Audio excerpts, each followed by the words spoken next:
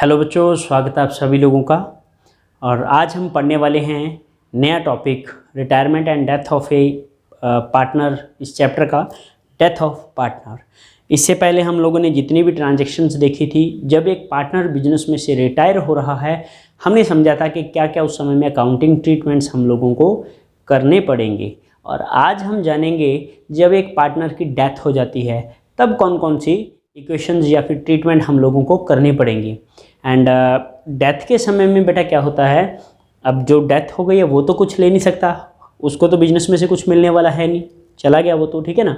अब जो भी उसका लीगल रिप्रेजेंटेटिव है, उसने पहले बोल रखा है या एग्रीमेंट में उसने लिखा हुआ है या कहीं पे भी उसने बताया हुआ है कि ये वाला पर्सन है मेरा लीगल रिप्रेजेंटेटिव है। आफ्टर माई डेथ अगर मेरे साथ कोई मिसहैपनिंग होती है तो मेरा जितना भी पैसा है इसको दिया जाएगा, ये मेरा नॉमिनी कहला रहा है। तो उस समय में उस डिजीज़ पार्टनर का रिप्रेजेंटेटिव है, उसको सारा कुछ हम लोगों ने देना है। कौन कौन से आइटम हम लोगों को उसको देंगे, क्या क्या चीज़ें उसको पे ऑफ करी जाएंगी, उन सारी चीज़ों के बारे में आज हम यहाँ पे पढ़ने वाले हैं। तो शुरू करते हैं आज की ये वीडियो। सबसे पहले हम लोग जानेंगे कौन कौन सी अमाउंट है वो एक legal representative of diseased partner को देनी पड़ेंगी, ठीक है।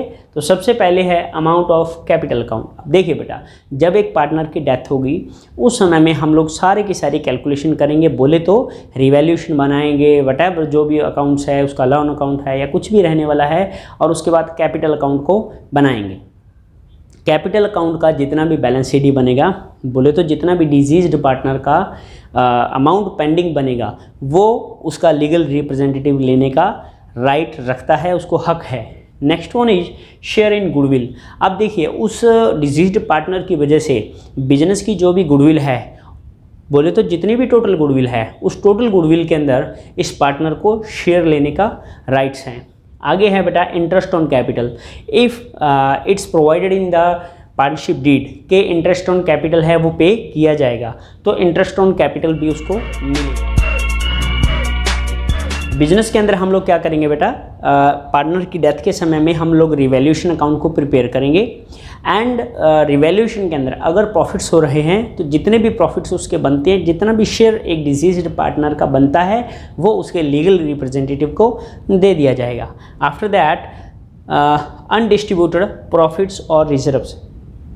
बिजनेस में हमारे पास बहुत से ऐसे अनडिस्ट्रीब्यूटेड प्रॉफिट्स होते हैं जिनको इन फ्यूचर जो भी हमारी अनसर्टेनिटीज़ होती हैं उनके लिए बचा कर रख लिया जाता है।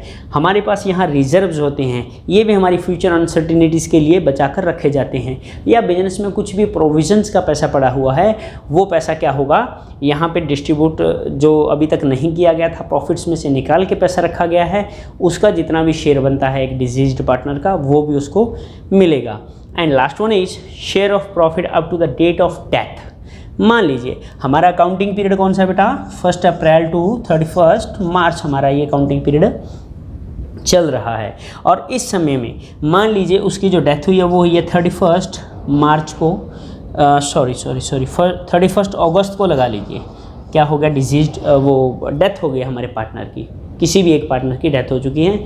अब यहाँ तक कितना भी बनेगा, अप्रैल, मई, जून, जुलाई एंड अगस्त इटसेल्फ, तो हमारे ये 5 मंथ्स का जितना भी प्रॉफिट बनेगा वो भी उसको देना पड़ेगा। Main calculation at the death of a partner, इस समय में इसी को कैलकुलेशन करने में बच्चों को प्रॉब्लम आती है कि प्रॉफिट को किस प्रकार से कैलकुलेट करना है। और ये हमारी जो नेक्स्ट वीडियो रहेगी उसके अंदर हम पढ़ने वाले हैं कि किस प्रकार से एक इसका कैलकुलेशन करी जाएगी प्रॉफिट्स की जब एक पार्टनर की डेथ हो जाती है, कौन कौन से इसके मेथड्स होते हैं प्रॉफिट को कैलकुलेट करने के। अगर एक पार्टनर की डेथ होती है तो ऐसा नहीं है कि सब कुछ उसको दिया ही जाएगा। हो सकता है कुछ आइटम्स उसको पे करनी पड़े। किसको पे करनी पड़े, बोले तो जो डिजीज्ड पार्टनर है उसके कैपिटल अकाउंट से ली जा सकती हैं, उसके कैपिटल अकाउंट को डेबिट किया जा सकता है। तो हम देख रहे हैं कि ऐसी कौन कौन सी आइटम्स है या अमाउंट्स है जिसकी वजह से डिजीज्ड पार्टनर का कैपिटल अकाउंट यहाँ पे डेबिट होने वाला है, ठीक है। तो फर्स्ट ऑफ इज ड्राइंग। अगर एक डिजीज पार्टनर ने बिजनेस में से ड्राइंग कर रखा है और अभी तक हम लोगों ने उसको रिकॉर्ड नहीं किया है, तो उससे क्या होगा, पार्टनर्स का कैपिटल अकाउंट डेबिट हो जाएगा। बोले तो कैपिटल अकाउंट उसका कम हो जाएगा उतने रुपए से। इंटरेस्ट ऑन ड्राइंग, जितना भी पार्टनरशिप डीड के अंदर बोला गया है इंटरेस्ट ऑन ड्राइंग उससे लिया जाएगा और इसकी वजह से भी उसका डिसीज्ड पार्टनर का कैपिटल अकाउंट है कम होने वाला है और ये उसके कैपिटल अकाउंट के डेबिट साइड हम लोग लिख देंगे। Loss on revaluation, in future या at the time of the death of a partner revaluation हम लोग बना रहे हैं और वहाँ पे प्रॉफिट ना होकर क्या हो गया, लॉस हो गया, तब हम क्या करेंगे, उस रिवैल्यूएशन के अंदर या जितना भी वो लॉस बन रहा है उसकी वजह से भी उसका कैपिटल अकाउंट है वो डेबिट होने वाला है, कम हो जाएगा। बोले तो उसको कम पैसा देना पड़ेगा। अनडिस्ट्रीब्यूटेड लॉसेस, अगर बिजनेस में कुछ भी अनडिस्ट्रीब्यूटेड लॉसेस शो हो रहे हैं हमारी पिछली बैलेंस शीट में या आज तक, तो उन लॉसेस की वजह से भी जितना उन लॉसेस में उनका डिसीज्ड पार्टनर का शेयर बन रहा है उस अमाउंट से भी डिसीज्ड पार्टनर के कैपिटल अकाउंट को डेबिट हम लोग करेंगे यहाँ पे। आगे है बेटा, अच्छा इसके अंदर एक एग्जांपल दिया गया है प्रॉफिट एंड लॉस अकाउंट, जैसे कि debit side of profit and loss account है और बैलेंस शीट में किधर शो कर रहा है, एसेट साइड। जो एसेट साइड में profit and loss account show करेगा वो हमारा लॉस होता है एंड जो भी बोले तो लाइबिलिटी साइड के अंदर profit and loss account show करेंगे वो क्या होता है, हमारा प्रॉफिट होता है। जैसे कि बैलेंस शीट में बना रहा हूँ यहाँ पे, अगर इधर प्रॉफिट एंड लॉस अकाउंट का बैलेंस लिखा हुआ है और इधर भी प्रॉफिट एंड लॉस अकाउंट का बैलेंस लिखा जा सकता है, तो ये क्या है, ये क्या माना जाएगा, ये प्रॉफिट होता है। वैसे तो आप लोगों को पता है, ये +1 में आप लोग सीख लेते, फिर भी मैं क्लियर कर रहा हूँ।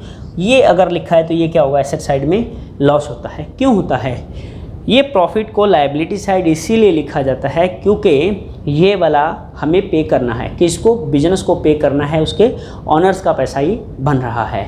एंड यहाँ पे लॉस को एसेट साइड क्यों लिखा है, क्योंकि ये पैसा लिया जाएगा, किससे लिया जाएगा, ऑनर से लिया जाएगा। कब, जब उसके नेक्स्ट ईयर के प्रॉफिट होंगे वहाँ से चार्ज किया जाएगा। समझ में आ गया ना, आप लोगों ने प्रॉफिट एंड लॉस अकाउंट बनाना सीखा होगा, वहाँ पे ये ट्रांजेक्शन्स करी हुई है। नहीं करी तो बता देना कमेंट बॉक्स में कमेंट करके, मैं आपको बता कर समझा दूँगा बेटा, ठीक है। चलिए लास्ट वन यहाँ पे है reduction in the value of the goodwill. ऐसा नहीं है कि जब हम at the time of death of a partner we are going to calculate the new goodwill of our firm तो उसकी वैल्यू बढ़ेगी पहले से, नहीं, ऐसा नहीं है। हो सकता है पहले हमारी गुडविल ज़्यादा हो और आज हमारी गुडविल के अंदर रिडक्शन हो गया है, डाउन हो गई अमाउंट उसकी, तो जितना भी रिडक्शन आ रहा है उस टोटल रिडक्शन में जितना भी डिजीज्ड पार्टनर का शेयर बन रहा है उस शेयर की वजह से भी उसका अकाउंट डेबिट होने वाला है। ठीक है बेटा, तो कुछ आइटम हमने आज सीखी हैं जिनकी वजह से कैपिटल अकाउंट डिसीज्ड पार्टनर का बढ़ेगा, उसके क्रेडिट साइड में हम लिखेंगे, और कुछ ऐसी आइटम्स हैं जिनकी वजह से उसका जो डिसीज्ड पार्टनर का कैपिटल अकाउंट है वो कम होने वाला है, उसको डेबिट में लिखा जाएगा। ठीक है, तो ये जो पोर्शन है आप लोगों की बुक के अंदर दिया गया है तो उसको आप लोगों ने अच्छे से समझ लेना है बेटा। फिर भी अगर डाउट हो तो कमेंट बॉक्स में कमेंट करके आप लोग मेरे से कंसल्ट कर सकते हो। वीडियो को प्लीज़ लाइक ज़रूर कर दीजिए एंड ये जो रेड बटन में लिखा हुआ है ना शेयर सब्सक्राइब, तो इसको सब्सक्राइब जरूर कर लीजिए, क्योंकि सब्सक्राइब करने से जब भी हम लोग नई वीडियो अपलोड करते हैं तो नोटिफिकेशन आप तक पहुँच जाएगा। Thank you.